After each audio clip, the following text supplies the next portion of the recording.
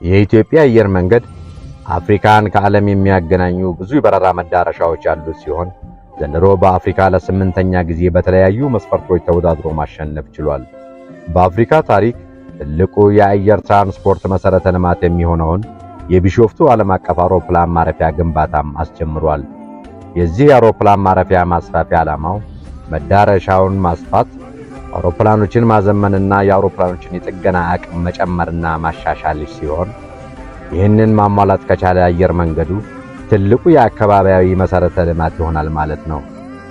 በዚህም የተነሳ ስልታዊ ግንኙነቱን ከሌሎች አየር መንገዶች ጋር ለመስራት የሚያስችለው በመሆኑ በዚህ በዲጂታሉ ዓለም ውስጥ ለአየር መንገዱ ትልቅ መነቃቃትና ስኬት ሆኖ ይመዘገባል። ይህም የአየር መንገዱ ፕሮጀክት እንደ ፈረንጆቹ አቆጣጠር በ2030 እንደሚጠናቀቅ የሚጠበቅ ሲሆን በደብረ ዘይት ከተማ አቅራቢያ ጠቅላላ ወጪውም ከ12 ቢሊዮን ዶላር በላይ የሚፈጅ ሲሆን በሁለት ምዕራፍ ተከፍሎ የሚሰራ ፕሮጀክት ነው። በመጀመሪያው ምዕራፍ በአንድ ዓመት ውስጥ እስከ 60 ሚሊዮን የሚደርሱ መንገደኞችን ማጓጓዝ ያስችለዋል።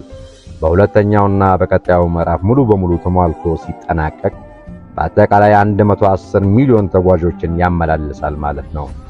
በሌላ በኩል ደግሞ እንደ ኤርባስ A350 የመሳሰሉ አውሮፕላኖችን በመግዛቱና ከቦይንግ ካምፓኒ 67 አውሮፕላኖችን በማዘዝ ላይ ያለው የኢትዮጵያ አየር መንገድ ለሚገዛቸውና አየር መንገዱን ለማዘመን ላሰበው አገልግሎቱ መልካም አጋጣሚ ነው።